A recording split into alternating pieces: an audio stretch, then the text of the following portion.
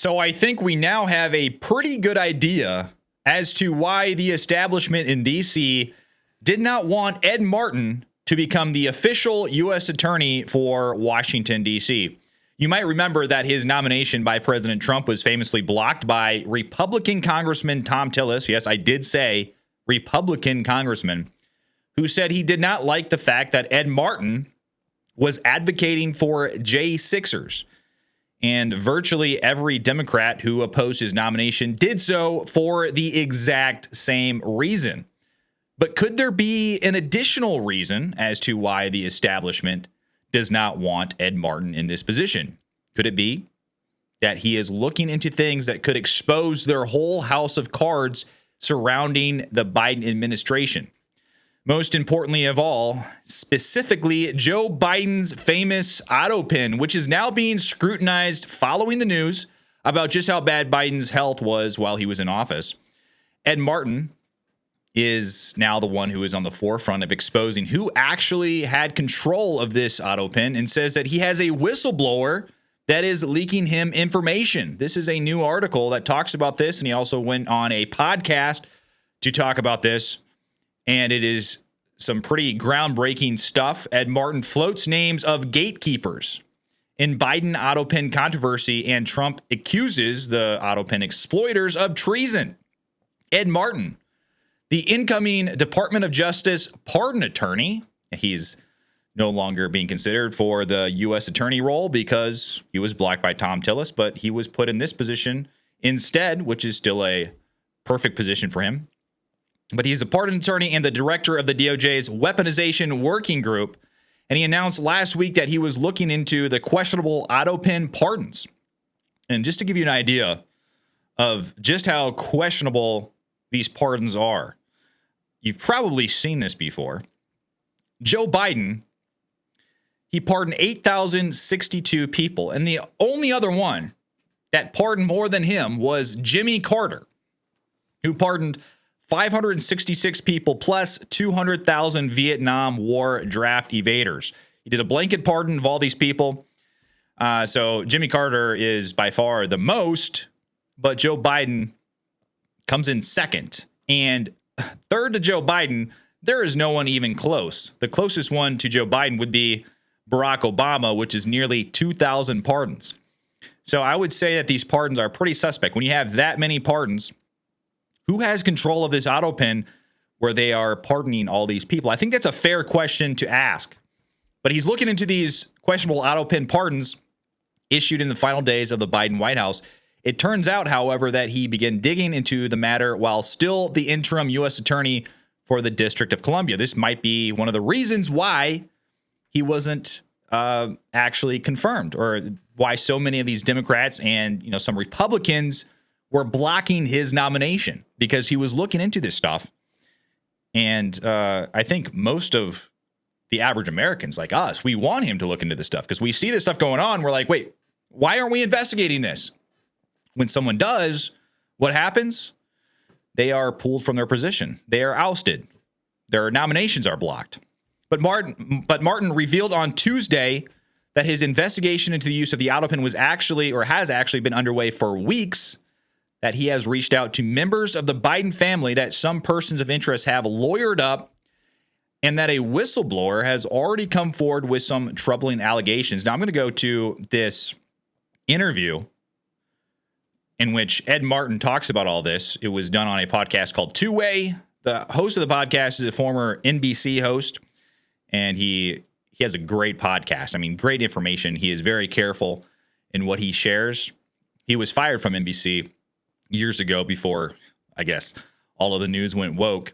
And now he has his own podcast, which is really good. I suggest you check it out. But this is Ed Martin. Take a look. Hey, the president, if you were with us on the morning meeting, you saw talked at length at 2 stops before he went into the meeting with the House conference, talked to the media, and he talked a lot about this issue of the Autopen. All presidents use Autopen, but there seems to be a sense in the Trump administration that Joe Biden, is something Ed I think is working on, that Joe Biden used the or people used the Autopen to sign things on Joe Biden's behalf, including pardons that may be not legally, constitutionally permissible if it wasn't actually the president and it was some robot or whatever you call the Autopen. So here's number 3. This is a Truth Social posts from the president about this topic. And again, he talked about it at length this morning. Joe Biden was not for open borders. He never talked about open borders where criminals of all kinds, all right, blah, blah, blah, go through the process. It was the people that knew he was cognitively impaired and took that, and that took over the Autopen. They stole the president's of the United States and put us in great danger. This is treason at the highest level. So, Ed, where did this start, this notion that the Autopen was improperly used? And what evidence have you seen for the president's accusation? Well, I'll make a little news for you, Mark, here. I was in the office as U.S. Attorney for about 5 days when I wrote to a number of senior Biden officials in the White House saying, what did you know about Joe Biden's competence and the pardons? And I got some responses. And so I've been looking at this for a while. Again, I think that the question is more about competence. If you have someone who's not competent, they can't enter into a contract, right? And if you do enter into a contract, you've committed fraud. The question is whether you use a tool to trick people into entering into a fraud. So the Biden pardons are unprecedented. The ones right before Christmas that he did, people forget this. I think it's a couple thousand pardons that were done. Did he know about that? Did he really understand? Look, the pardon power is plenary, but the guy has to be competent to do it. Now you come forward to this question broadly of the Autopen. Autopen's completely obviously legal if you're competent. And there must be a trail that shows who was in charge of the Autopen. I know this exists. Like, I worked for a governor. We had a system for an Autopen to be able to use it. And so right now we have unprecedented conduct, the pardons, unprecedented admissions, the books, as well as the staffers. I had a whistleblower in my office 10 days ago, senior Democrat, saying, look, it was these 3 people that controlled access and they were making money off of it. I don't know if I believe it yet, but the point is, I think we have to get to the bottom of it for the American people and to protect the process, and that's what we're doing. And by the way, make it all the way to the bottom. It may not be criminal, but it certainly should be a scandal of the first order, maybe in human history, or maybe American history. I sound like the president there, but in American history, to have this kind of conduct. And I believe that what he is referring to there is there have been allegations that have come forward which say there are some individuals who were selling access to this Autopen. Now, I haven't seen a whole lot of reporting on this, but I've seen a couple outlets say that these allegations have surfaced. And of course, this is something that I would not be surprised about at all. I mean, when you have someone who is, to Joe Biden's degree, not able to make really serious decisions, people are going to take advantage of that, especially in the highest levels of government. The people that are in the highest levels of government, a lot of them are some of the worst types of people. They're almost like sociopaths. They don't care. If they can get away with something, or if there's a good degree of certainty that they'll get away with something, they throw morality to the side completely, because it's like, are you going to do something when no one's watching if you could 100% get away with it? And these people, the answer for them is always yes. So I believe that's what he's referring to when he talks about some people might have been making money off of this whole Autopen situation. From Maryland, not North Carolina, so I'm not that bright. Did I miss what the news was? You said you'd make news. What was the news you made? The news was that nobody knows until that I was writing to these folks at the U.S. Attorney's Office, and including the Biden family. I don't think anybody has seen that. So my point is, I'm bragging about being there early. Everybody got to this 120 days later. Did they reply, or you just sent them letters? No, they didn't. What'd they say? Well, a couple of them lawyered up, and one of them wrote directly. I won't talk about what they said. And can you and you probably won't tell us, but can you characterize who the whistleblower was? It someone who worked in the Biden White House? Biden campaign, 2020 campain at the highest levels. 2020, and who are the 3 people they said were doing it for money? This is the one who's let me say it carefully. Yeah. The gatekeepers. Different characterization of who was using the access, but the gatekeepers were Klain and Anita Dunn and Bob Bauer, and those 3 were really dominant characters in the White House. So we have 3 gatekeepers specifically that he mentions, and then he has this other very mysterious 3rd or 4th person who he says is giving him information. He's at the highest level. Or I don't remember if he said he or she, but the individual was at the highest level in Joe Biden's campaign. But the article goes on. The oversight project revealed in early March that Biden's signature on numerous pardons, executive orders, and other documents of national consequence was likely machine generated. And they confirmed that all of these signatures were the exact same. So it's very, very suspicious. And this is actually being looked at by the House Judiciary or House Oversight Committee. This is James Comer talking about this. He has seen these reports. Of course, Ed Martin's a serious guy. He's a former interim U.S. attorney. These are like the most serious people in the United States. U.S. attorneys, I mean, you have a U.S. attorney going after you, asking you questions. If they decide that they're actually going to go after you, they can rip your whole life apart. U.S. attorneys are some of the biggest bad A's in the United States. James Comer is taking this seriously, and he talks about the Biden Autopen and that they're going to be investigating this to see exactly what is going on. You are going and looking at who is controlling this Autopen, because Joe Biden, I mean, he's demonstrating that he doesn't have all the cognitive capabilities they had. That interview was from 2023. Yeah, that's hard evidence. Early in the President Biden's term as president, it clearly shows that he was in significant mental decline. It questions who was actually making the decisions. So what we found is not just with the pardons he issued, but many of the executive orders that the courts are now using to Trump-proof, many of the executive orders that President Trump is trying to implement to make government more efficient, many of these executive orders, as well as the pardons of Biden's entire family as a result of our investigation, these were all signed with the Autopen.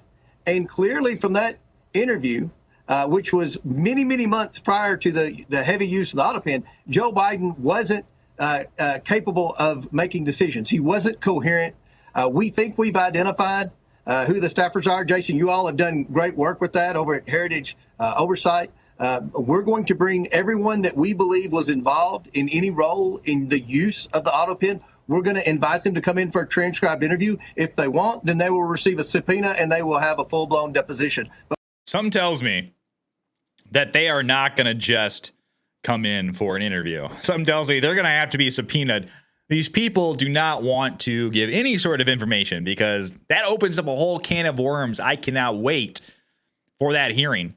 But Republican Congressman Byron Donalds is also talking about this. So the awareness is raising very quickly. I think a lot of people questioned this Autopen early on, but there was not any like really there. There was not a whole lot of information that was surfacing. Now we have like some semblance of information that is bubbling to the surface that we can point to and be like, this looks fishy.